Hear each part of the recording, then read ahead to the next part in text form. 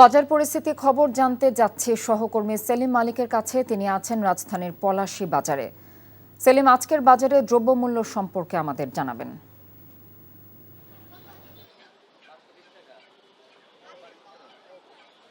কথা এই সপ্তাহে কিন্তু আমরা দেখতে পাচ্ছি যে ওঠানামার মধ্য দিয়ে যাচ্ছে, তবে কমার চেয়ে দাম বেড়েছেই বেশি।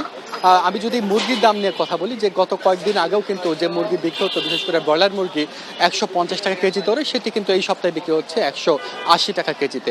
এছাড়া সোনালিকা মুরগি, যেটি গত কয়েকদিন আগেও আমরা দেখেছি যে 270 থেকে 80 টাকা কেজিতে বিক্রি হতো, এই সপ্তাহে সেটি বিক্রি হচ্ছে 320 থেকে 330 টাকা কেজির মধ্যে। দাম বৃদ্ধির পেছনে আসলে কারণ কি তেমন বড় কারণ দেখাতে পারেনি, তবে একটি কথা বলেছেন যে তারা যে নোয়াখালী সহ বিভিন্ন জায়গায় কিন্তু বন্যার প্রকোপ দেখা দিয়েছে এবং সেখানে মুরগির খামার বেশ খানিকটা ক্ষতিগ্রস্ত হয়েছে এবং সে কারণে বাজারে কিছুটা টান পড়েছে। দাম বৃদ্ধির পেছনে তারা এই কারণটাই দেখাতে পেরেছেন। এছাড়া মুরগির দাম বাড়লেও কিন্তু গরুর দামটা কিন্তু কিছুটা কমেছে এই পলাশী বাজারে আমরা দেখতে পাচ্ছি। গত সপ্তাহেও কিন্তু এই বাজারে 750 টাকা কেজি দরে আপনার গরুর মাংস বিক্রি হচ্ছে, এই সপ্তাহে বিক্রি হচ্ছে 720 টাকা কেজি দরে। গরুর মাংসের দাম কমার সঙ্গে কিন্তু আমরা দেখতে পাচ্ছি যে মাছের দামও কিন্তু বেশ খানিকটা কমেছে। পলাশী বাজারে দেখতে পাচ্ছি যে 100 টাকা পর্যন্ত কমেছে বিভিন্ন মাছের দাম, তবে ইলিশের দাম কিন্তু অনেক চড়া।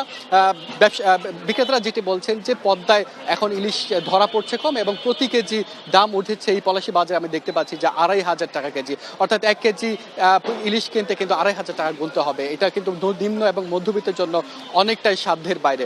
এছাড়া সবজির দাম যদি বলি, সবজির দামটা কিন্তু 50 টাকার নিচে সবজি পাওয়া যাচ্ছে না। একটি সবজি শুধু 50 টাকার নিচে আমরা এখানে বিক্রি হতে দেখছি, সেটি হলো পেঁপে বিক্রি হচ্ছে 30 টাকা কেজি।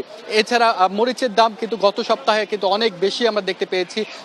মরিচ কিন্তু গত সপ্তাহে আমরা দেখতে পেয়েছি যে 280 থেকে 300 টাকা কেজিতে বিক্রি হতো, এই সপ্তাহে আমরা দেখতে পাচ্ছি যে সেটি কমে 200 টাকা কেজিতে বিক্রি হচ্ছে। চালের দাম কিছুটা চড়া বলা যেতে পারে, মিনিকেট কিন্তু 80 থেকে 85 টাকায় বিক্রি হচ্ছে, যেটি কিছুদিন আগেও 72 থেকে 75 টাকায় বিক্রি হতো। তো কথা এই ছিল আমার কাছে চলতি সপ্তাহে বাজার দরের খবর। বান্ডেল থাকলে প্রতি সেনমানিতে টাকা বাঁচবে। বিকাশ সেনমানি বান্ডেল কিনে জিতুন প্রতি লেনদেনে।